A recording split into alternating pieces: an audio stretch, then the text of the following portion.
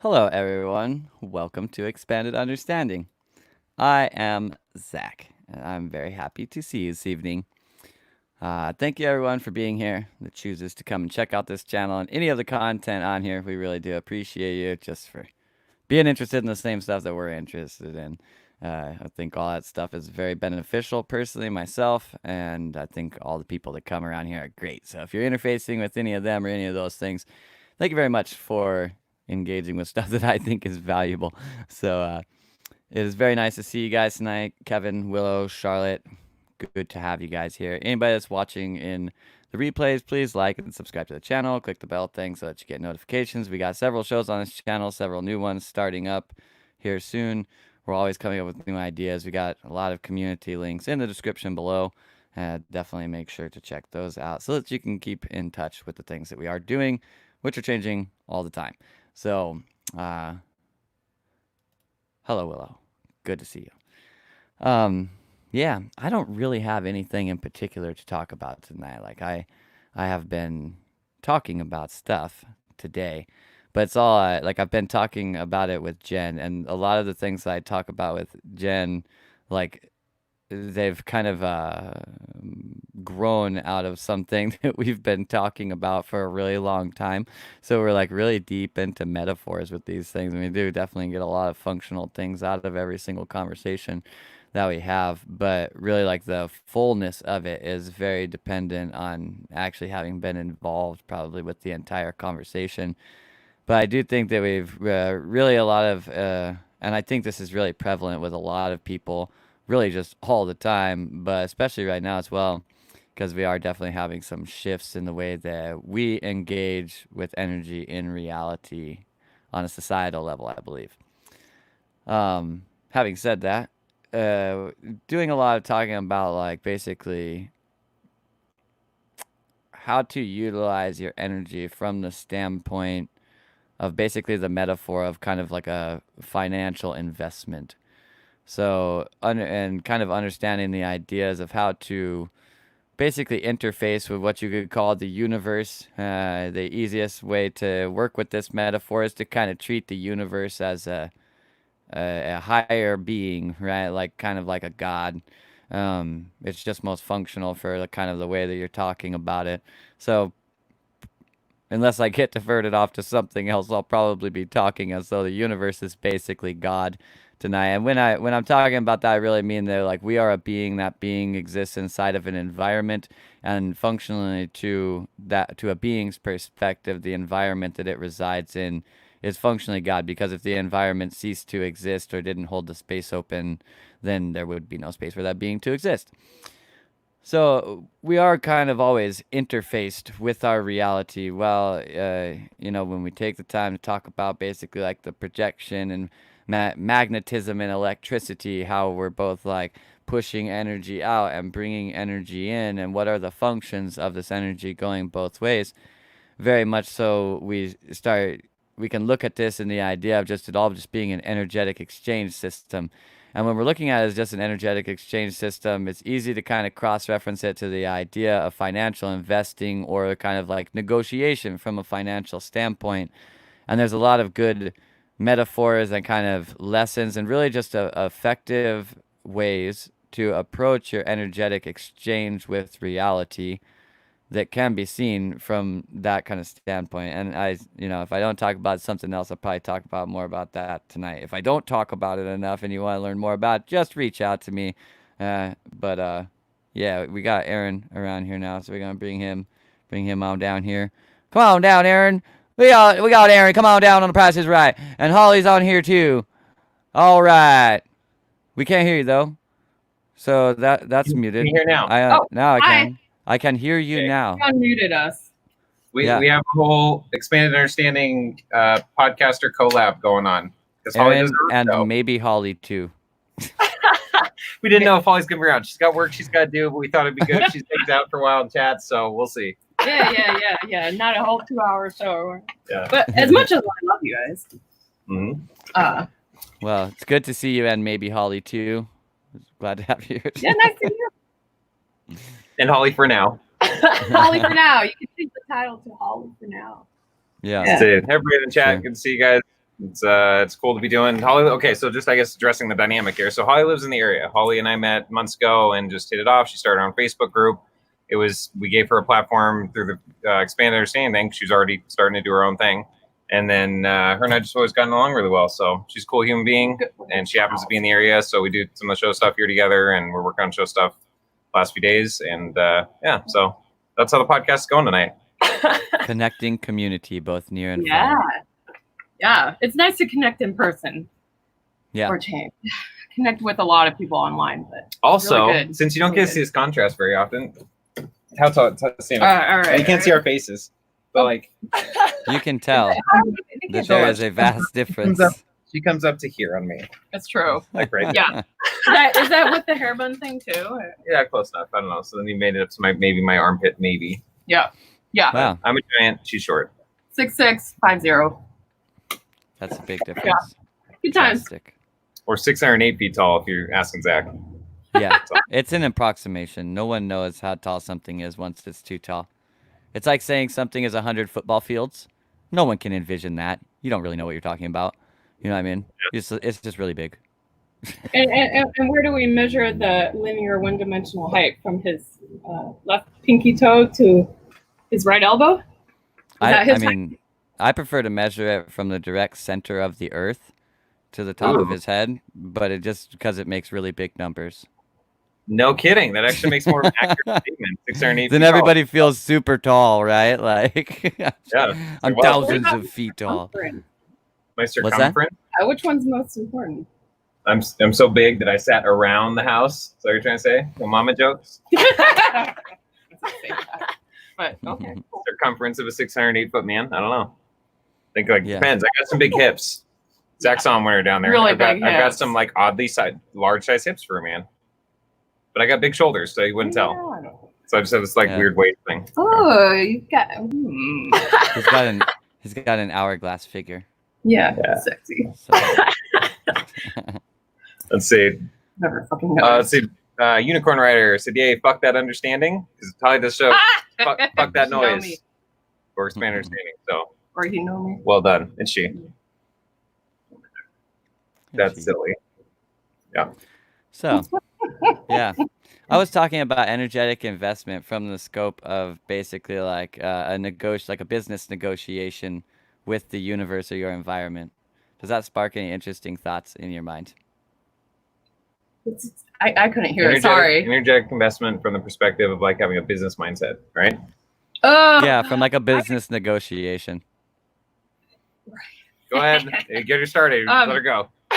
Well, no, Wind I her up. mean, maybe not quite in the context you're going for, but a little while ago, I was writing some posts about how to do a business plan. Mhm. And it was basically the traditional way versus how I would do it. And how I would do it, which is a little bit more in line with the laws of the universe.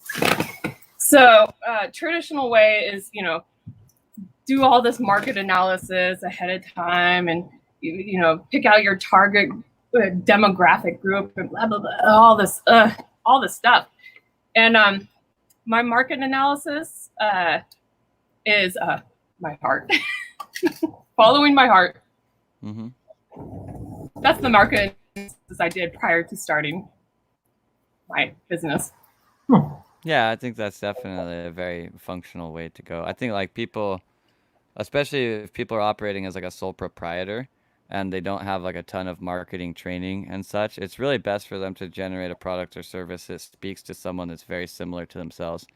Just because then they have a much better understanding of really just like the client by default, because it's kind of measured by the amount they know themselves.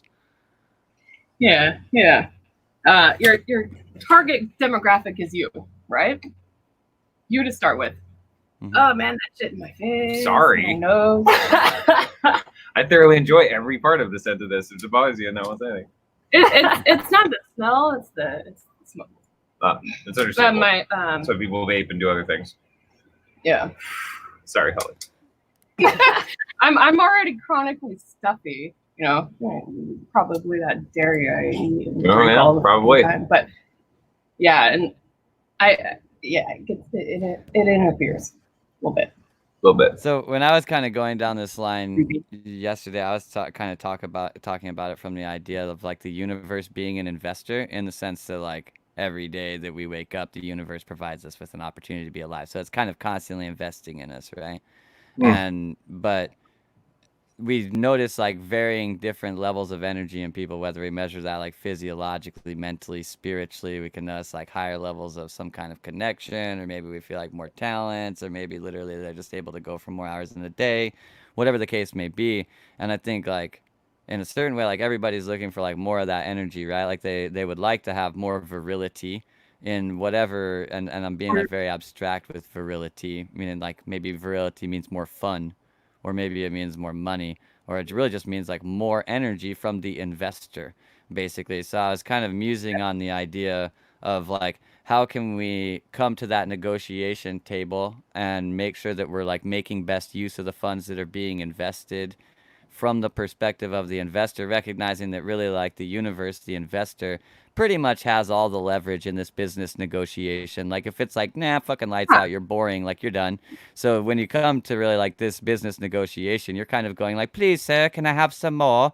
Right? Like you're not coming to it in this mindset where it's like, look, I've been doing a lot for you. You owe me this. It's not that really at all, because it can just be like, no, nothing. So Wait a like minute. how can we do that better? Like, I've been putting a lot of shit into you. I better see some rewards.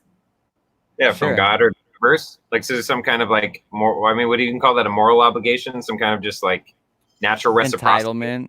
I think a certain level of entitlement for that, like, The universe is what is I feeling entitled. No, I so don't think I think she's it's talking actually about the, sensible in certain levels, that because I think there really is mechanics that if you like operate in certain ways, the investor, so to speak, the universe really does seem to feed you with more energy, or you could call it more opportunity. So I think it is possible to actually manage these, we'll call them funds for the sake of the metaphor, in such a way that the investor does feel inclined to, increase the investment that it makes in you. yeah. So you're showing the universe that you can provide a good ROI. Yeah. Right. So we Exactly. like Jenny Glover and was talking about that on her show, on her Facebook group actually, about how if the expansion and contraction of what life gives you, and life gives you. I don't even remember. Life gives you lemons, make lemonade. Is that what you're trying to say, Holly? No, that's not what I'm trying to say. Like when you're going towards doing what you love, and you're being or you're being courageous and stepping out of your shell and seeing a bigger world. You're fighting against the fear to see the bigger world. So how do you cultivate yourself into a return on good investment? The universe rewards you. I mean, it just naturally rewards you when you're heading in the direction of what. So you're a good investment just because you are. Is that what you're trying to say? From the universe. I feel like there's like two different functions going there. Like I ain't trying to say that. An investor does like what they're investing in to be taking some level of risk. Like they're assuming risk just by doing the investment. So since they want a good return, they are okay with some level of risk, and they will reward your willingness to take that risk. But at the same time, they also want like someone who is capable. So I think like, and you see kind of both of those happening in what we've like brought up there. So I'm already pretty like sensitive to begin with, friend. And is that bothering you? It's really hurting me. Yeah. Okay, fair enough. Put that down. Yeah. All right, we're gonna go just natural lighting. Sorry. No fill lighting. Sorry. It's all right. It's your place. It's your environment. I accommodate to your environment. No, it'll give me a headache. It gives me fatigue too. A lot of light exposure. Why do you think you're light sensitive? Genetics. So in my family, let's see, pretty much all 7 of us, all 6 out of 7 of us are light sensitive. Or parents. Parents. Okay. Mom is. Dad, not so much. Dad is light-eyed, mom is brown-eyed. And then my older brother and younger sister are brown-eyed. My older sister and younger brother and I are all light-eyed. And all the kids are light sensitive, actually. Hmm. Yeah. Huh. Yeah, I think that's a friend of mine's got super bright blue eyes, and it's like white blue, like ice blue. Yeah. And yeah, it's really sensitive to light. I have blue eyes, but it's never been much of an issue for me. Can't stare at the side of my eyes open. I'm working on it. So I am a little light sensitive. My optometrist said she took that picture of the back of my eye of what kind of proteins and blood vessels I've got going on, and this was a long time ago, but I believe she said something about how I don't have a whole lot of those proteins that help absorb light coming in. Huh. So it hurts when it comes in, or it just gets overstimulated? Feels like pain? Yeah. It usually manifests in like a fatigue feeling later on down the road. So I don't, it took me a long time to associate the light exposure with fatigue. Huh. But well, Dak was wearing blue light blocking glasses.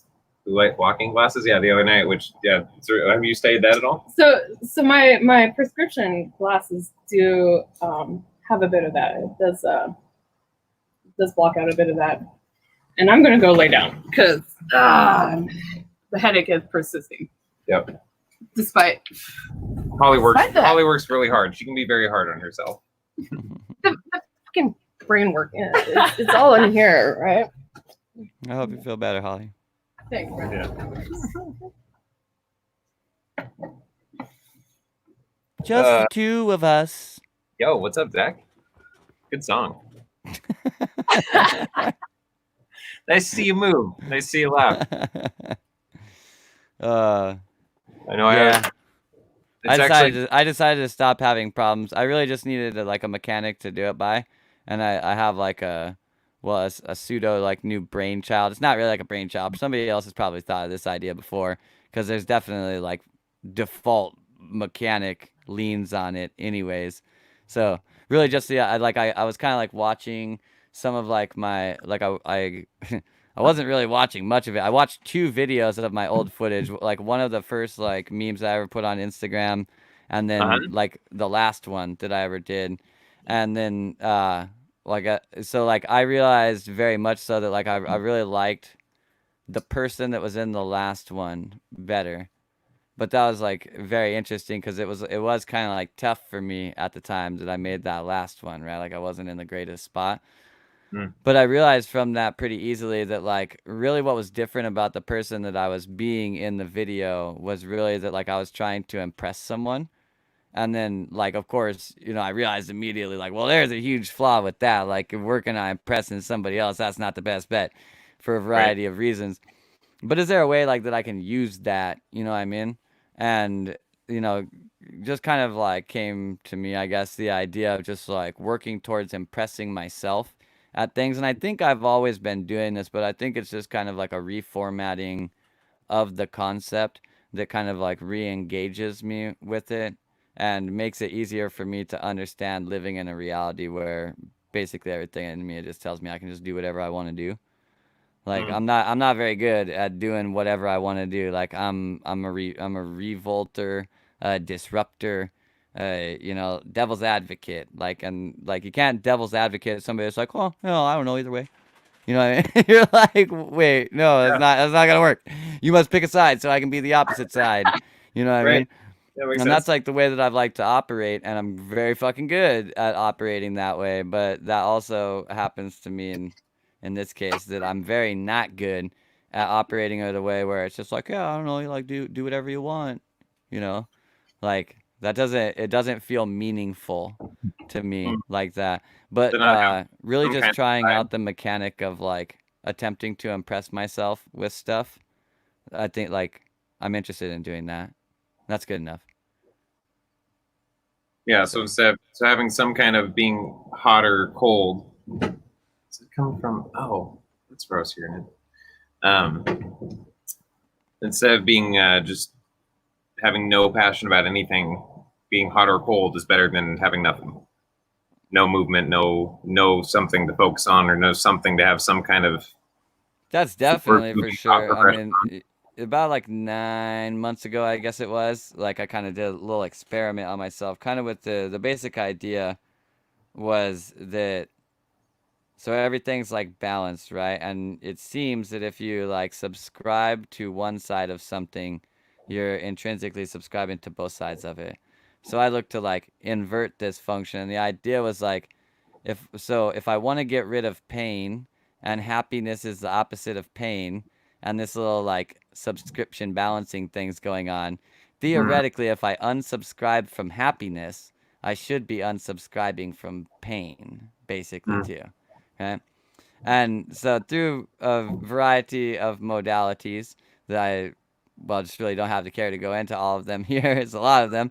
I found a way to really get myself to a place where I really truly felt that I was like at a very neutral balance, and I fucking hated it. Like I mm. absolutely hated it. It completely lacked excitement, and so like I liked the excitement more, but I've been for a while now trying to figure out like a reasoning for that excitement. Right? Mm. So, but yeah, I found a reason that I feel like it's good enough for now, at least. And that's all, like I said, that's all that really matters. Dude, right? Like, No doubt. it's really not important to have like the rest of your life figured out. You need like the next 5 minutes of your life figured Dude, out. That's about it. no shit. So, so yeah, I feel better because I have something new to try out. And like I have a lot of other things that I fall back on whenever I'm in a place that feels difficult, which a lot of them aren't like I guess they're not really like a happy way of doing it, but they work very effectively for me, which is basically like, well, recognizing that a lot of people have a worse life than me, regardless of like whatever's happening to me. Mm.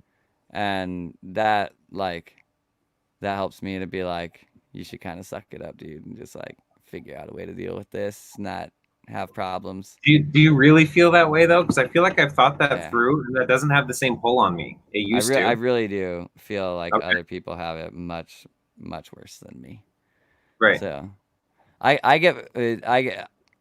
really actually have a pretty nice life. So, you know, I'm certainly not like some kid in Rwanda No, no, no. that's, Okay, no. So, like, like, I mean, obviously, yeah. no, the whole logical dynamic of that totally makes sense. I mean, get Hmm. that. I agree. That's true for pretty much all of us. There's always something worse in the really sincere, powerful, profound ways. I'm not minimalizing that. At the same time, that doesn't seem to be a motivating factor. Just relating that, oh, it's coming through your headphones. That's where it is. Like when it's getting that echo. I thought it was coming off like YouTube on my phone. I think it was in your headphones on the mic.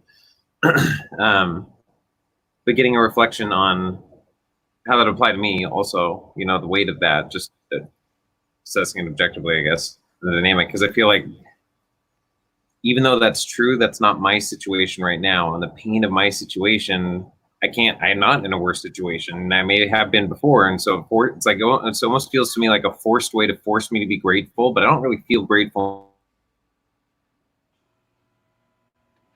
Sure.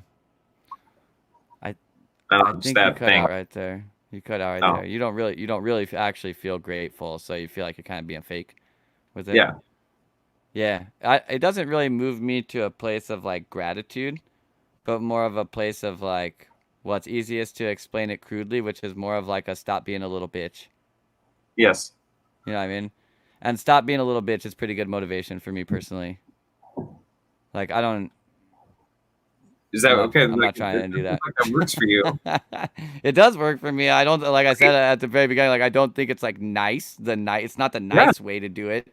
Yeah. And I like it's not really what I'm I would trying. Okay, advise most the people only to do. judgments I have in this conversation I'm trying to make, I guess, um, are of the efficacy of it for you. Yeah, works good for me. Okay, Definitely like it doesn't it's so not I'm it's trying not to. a panacea for a situation, All right. but it Yeah. definitely helps me like keep my shit right sized so that I'm not sitting here going like, "Oh my God, the sky is falling." Like it's really not actually the sky is falling. Like there's other Yeah. people out there that like it's their life a lot worse. They're in a lot tougher spot right now. And Yeah. Yeah. I can like think about that on multiple different levels, whether it be like physiologically, mentally, financially, whatever, right? Like all kinds of different ways, and it helps me kind of just like keep my shit in check and realize like, okay, like yeah, you may have problems, they may be difficult, but like you're not even like Okay. probably in the worst So, place. So okay, so I'm trying to compare and contrast the place that I feel like you're getting yourself to cognitively or emotionally or internally coherently, mhm. right? You're using that as a motivation factor to get you some level of internal coherence, right? Instead of dissonance or bitching, right? Or whatever, folks, however you want to categorize that. I feel like it's more like a scaling thing.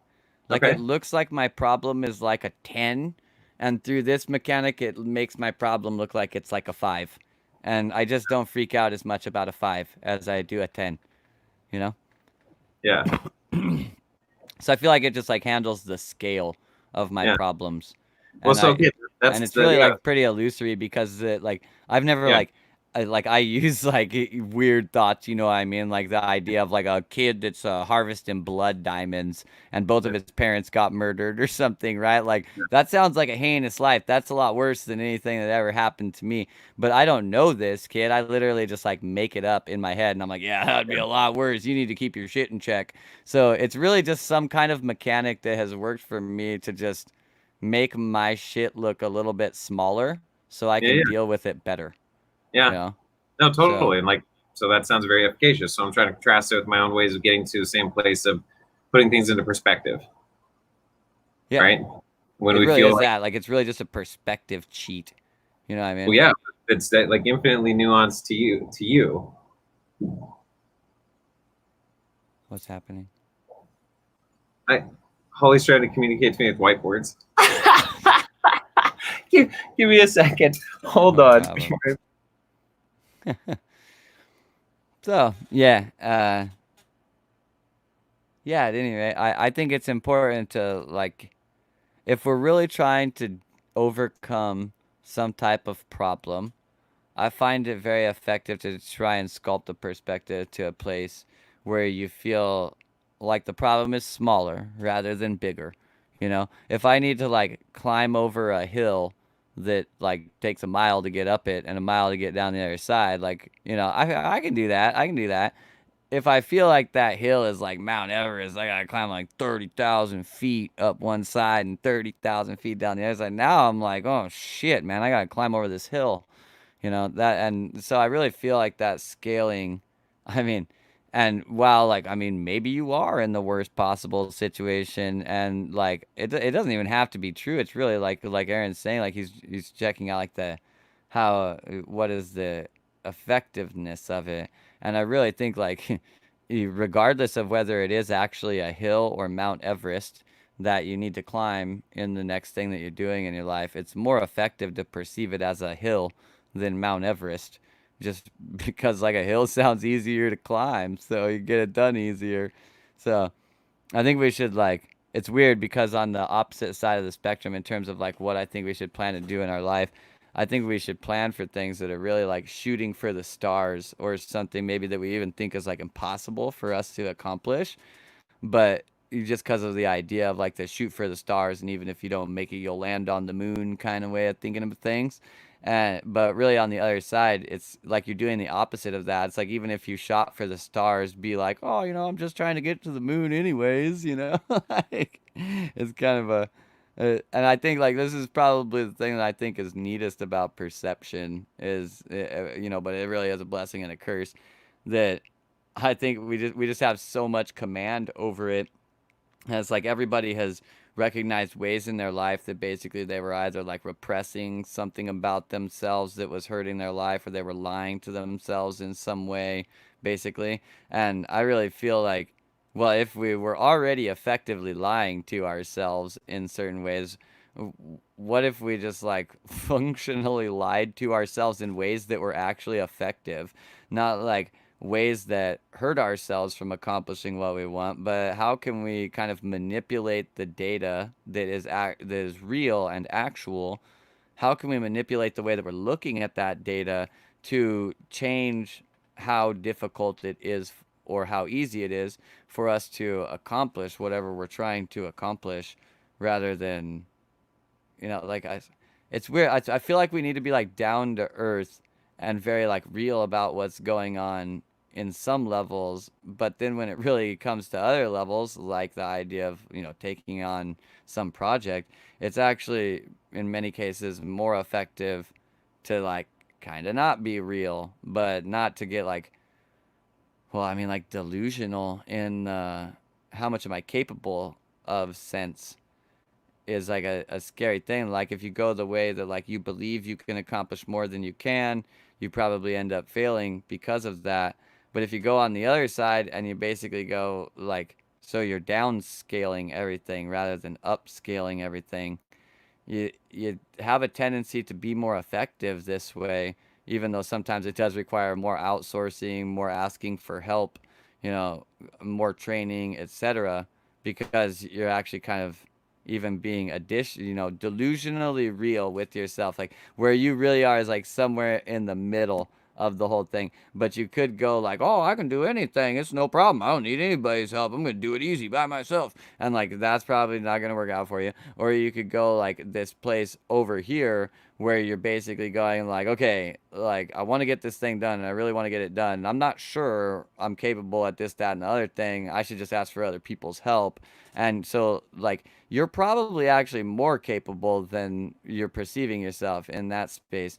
But it's probably more functional to perceive yourself in this space than this space over here that believes that it can do just like anything by itself. Because when this thing is wrong, it's not capable of doing the thing. When this thing is wrong, it just didn't do it at maximum efficiency. So it's really kind of more functional to be the one that doesn't do it at maximum efficiency than the one that actually failed at doing it.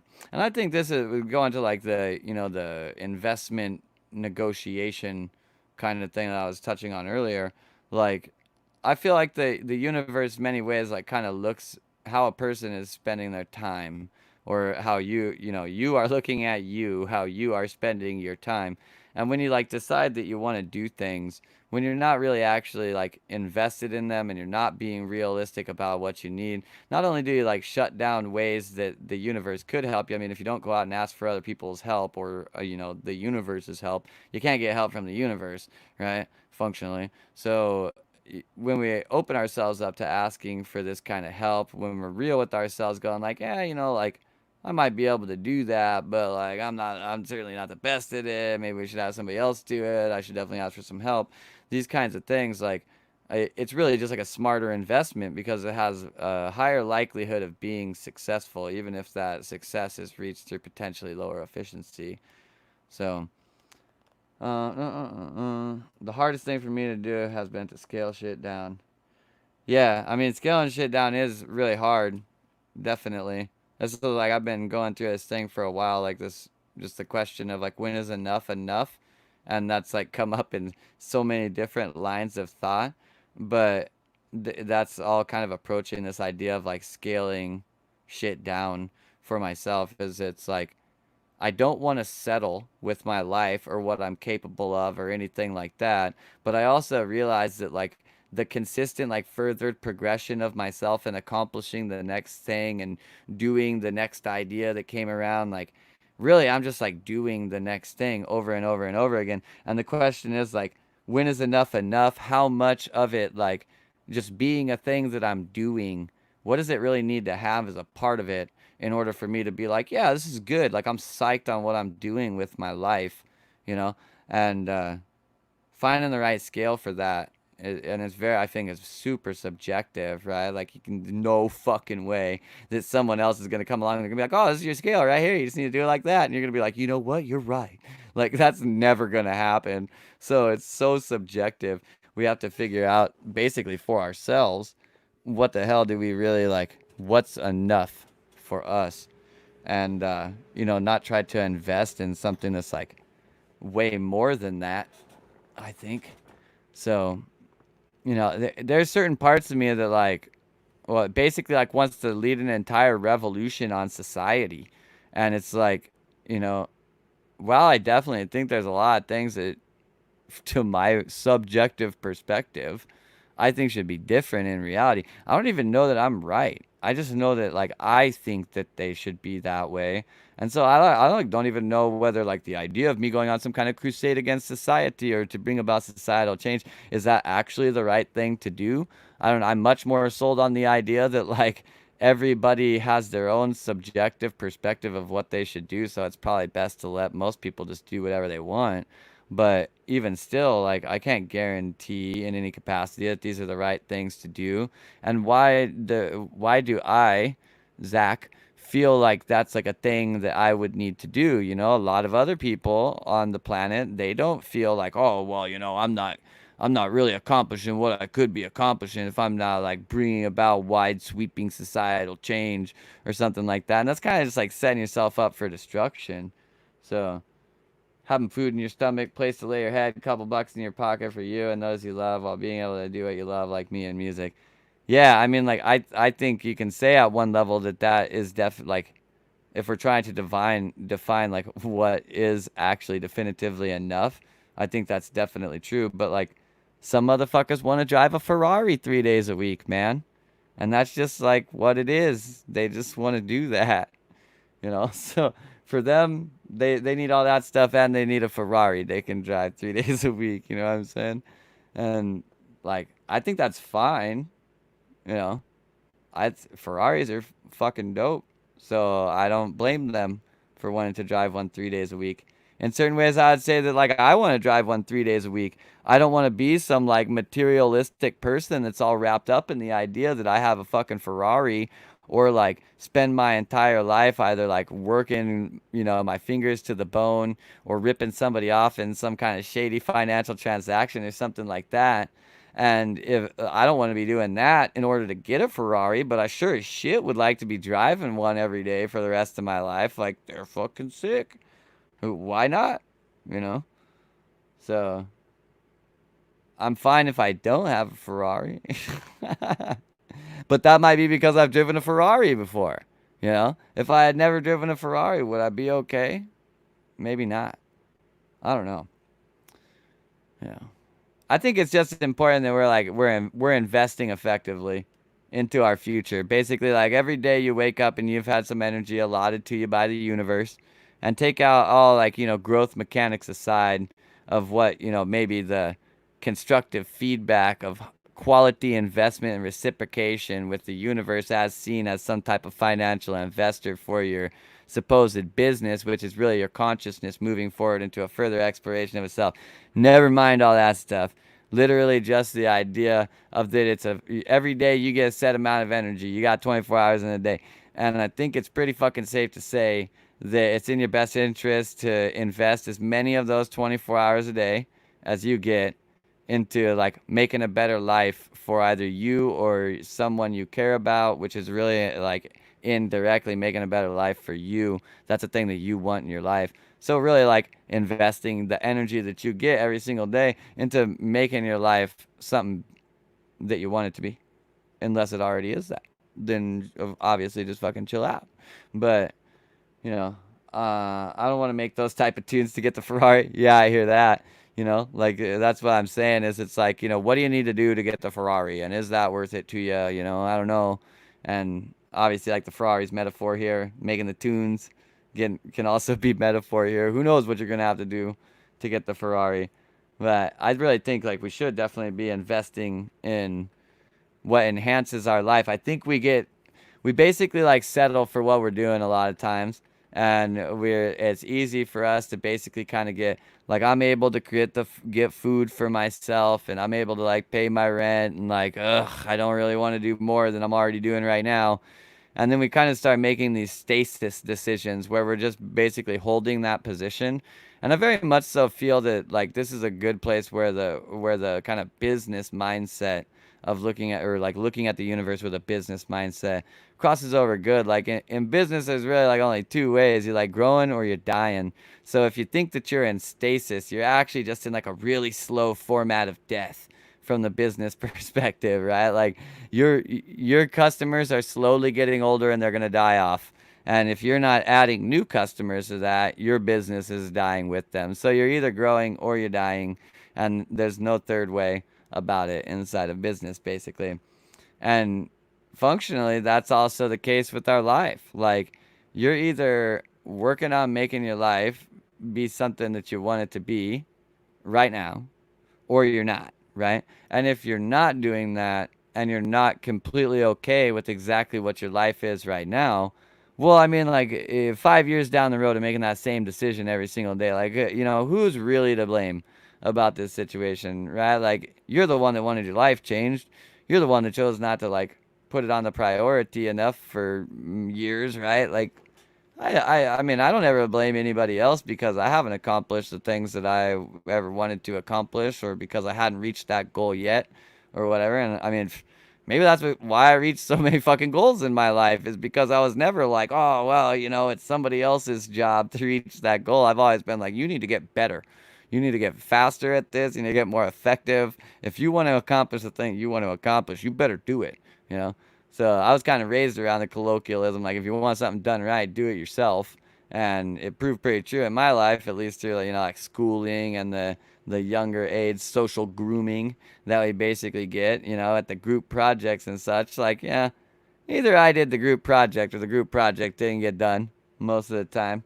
I liked the solo project much more, but at the same time, I didn't like really care for I didn't just really believe in the idea that school had any kind of authority over the top of me, and that made it really difficult for them to convince me that I had to do what they told me to do.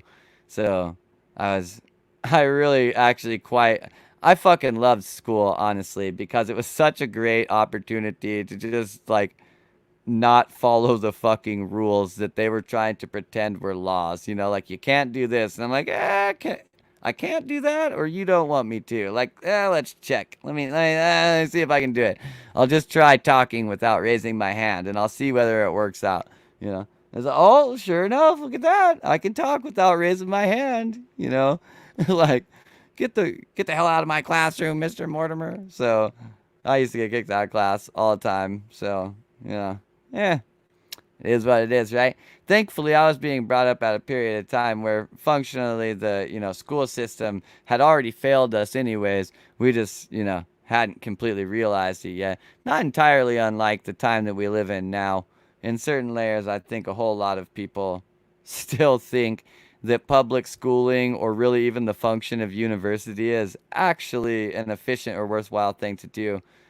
I'm personally in a camp that disagrees with this. I don't really care whether anybody else is in that camp with me. I just think that if you teach a person how to learn, they end up learning a hell of a lot more on their own, given the resources that are available today, than they do when they're kind of basically being, taken down this pre-guided amusement park or a theme park ride, basically, where it's like, you learn this and then you do this and then you do this and then you do this, and 4 years later then we give you your diploma and then you're ready to do this thing.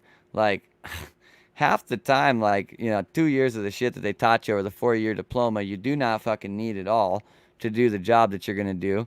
And in the modern market right now, half the time, like, you go to work for, you go get like an electrical engineering degree, and then you get a job as an electrical engineer somewhere, and you're not even doing what you thought you were going to be doing with that. Like, it's not even what you want to be doing half the time.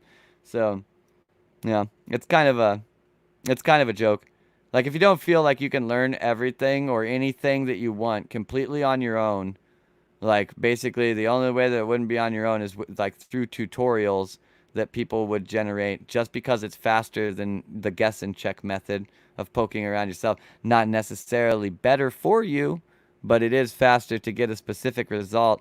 And there's a certain level of efficiency of just learning as you deploy, pretty much, in business and in life. So, nevertheless, yeah, to get your degree in psychology, it was required that you passed algebra, which is fucking silly because, like, realistically, you knew algebra when you were in high school, probably. And then you had to take it again in university to, I guess, prove that you knew it, so that you could get a job that really doesn't deal with numbers at all. Not that I don't think we can't apply some type of algebraic equation to the understanding of our mind, i.e. psychology, but still, it's silly like that. Like, there's so many different ways that there's a really good chance that they're just getting some extra money, you know? Just, I think everybody should know algebra, honestly. I don't know about any math beyond that. I know a lot of math beyond that, but I don't know whether it's worth it. Algebra, and depending on where you put, like, if you take geometry and you put it beyond algebra, then you also need geometry. But really, for me, geometry is algebra applied to shapes. That's pretty much all it is. So, it really basically is algebra. And so kind of a wider scope of algebra, but like algebra is a very, very functional math and it can be applied to just about everything due to its variabilistic function. But is the stuff behind that? Yeah, I don't know how worthwhile it is, boys. Unless you're going to be doing something pretty wacky, you probably do not need that. So, uh, yeah, I really like math too, but yeah, I'm with you. Like why? So even is I don't know. Educational system, weird way of going about it. The funny thing is too, like half the people aren't questioning it because at the end of the day, like really, they kind of whatever they wanted to do, they were just gonna figure it out on their own, or learn from the other people who did it, or learn through doing, or something like that. And at the end of the day, they really just like want the degree so that they're fucking respectable and shit. So, yeah. I understand, like, if somebody tells me, man, I'm a PhD from Harvard, I'm like, whoa, that was expensive. You must be respectable. People probably respect you just based off of that. I don't think it says that they're, like, a genius or anything, you know? They're probably smarter than your average bear, but I don't know, does a degree from Harvard mean you're a genius? I don't know. Last I checked, that doesn't intrinsically mean that, but I haven't met a whole ton of people that are PhDs from Harvard. They all have been pretty damn smart, though, I must say. So maybe it does mean you're a genius. I'm not sure. I never went to Harvard, so I wouldn't know. And I mean, like, I don't necessarily think I'm a genius. Maybe I wouldn't know a genius if one was fucking staring me in the face, right? Like, I don't know. Takes one to know one. Maybe I wouldn't know one if I saw one. I don't know. You know, I don't even care about that. I don't understand why people care about that. Like, how smart am I relative to anyone else? Like, who cares? Do you know the things that you want to know, or do you not? That's like way more important than how smart you are relative to someone else, isn't it? Fuck. I don't really care what other people know. I kind of care what I know, not really other people at all. So the relativity of the subject, meh, maybe not so much. So, relativity is a lot of weird math. It's weird that it explains so much and also at the same time has so many things that it doesn't explain. Very weird. So, I don't know about all that upper math. Maybe not so much. So, I don't know. Hopefully Holly's okay. She wasn't communicating by whiteboards because she was like incapable of using her mouth or something. Oh man. So, yeah. Anyways, I guess my own little thing, like if I was to share kind of what I don't know that I call it a breakthrough, but just to condense it down recently, how I've been kind of changing my perspective is that, like, if I would like to see myself express myself, right? See the expression of myself. And I think all of us would really like to do that. I think in a lot of ways, when we're like driven to teach other people or help other people or these kinds of things, oftentimes what we're really trying to do is basically see ourselves express through this other person. And I don't necessarily think that's a bad thing per se, although I do think that if you're engaging with things that can kind of deeply affect your emotions and the core of it is revolving around someone else, it's a bit of a danger zone.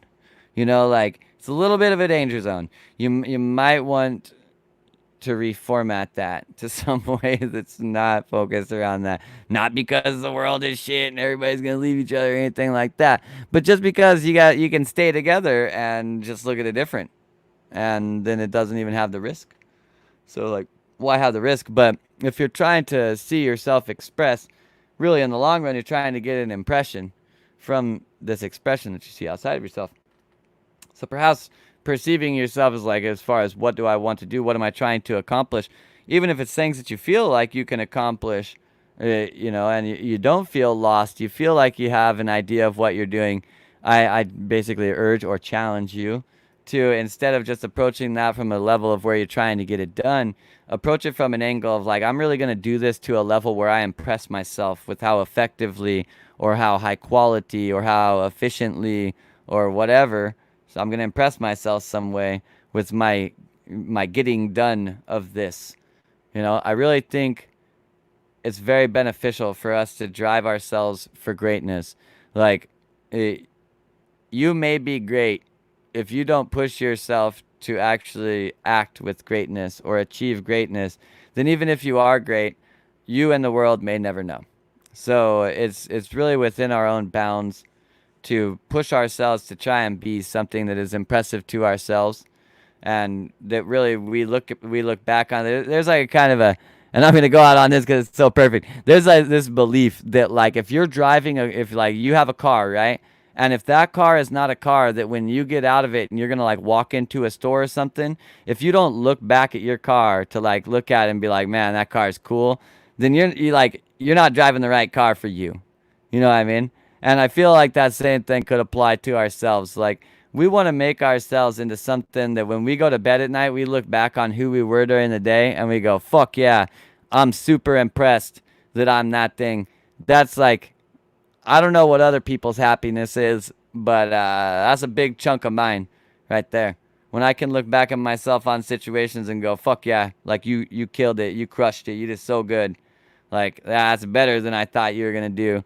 That's really what helps me feel like I'm really doing the right thing. So, even if you feel like you're doing the right thing, maybe give it a shot. And maybe you'll come to find out that, like, whoa, I could actually do even better. Like, I was limiting myself. And how great would that be? Like, if you're already crushing it and you were still able to take it to the next level, you know? And that's kind of like, that's what I always vector to do for people that I work with is, you know, these people that are already doing well, but we want to do well on the next level. We want to do really fucking well. You know, there always is another level. You just got to find the thing that will help you get there. So I urge you to try and impress yourself. Try and be the greatness that you perceive in the world. Try and, you know, be better than you were the day before, and maybe better than you ever thought that you could be, because I really do think that it's possible. Thank you all for being here. I love you very much. We got Jen's show on Friday, and my show again on Friday. That's at 6 o'clock and 8 o'clock. I believe a new show tomorrow. I should probably actually know this, but I'm going to get up to date with that tonight because I think I need to make overlays for it tomorrow. But, you know, it's all right. I can do that quickly. So I think we have a show starting tomorrow. I wish I could give better information, but I cannot. Just go ahead and, you know, if you click the bell thing, then you'll get notifications and you'll know when it's going to go live, and then you wouldn't miss it. And maybe it's the next best thing in the world. So I'm excited to see it. I don't really know the host that well. It's one of Erin's acquaintances. So I'm interested to see what kind of information that she is going to bring forward. Thank you all for being here tonight. I love you very much. I hope you are having a wonderful life. And if you aren't, reach out. Maybe we can do something about that. Have a good night, guys.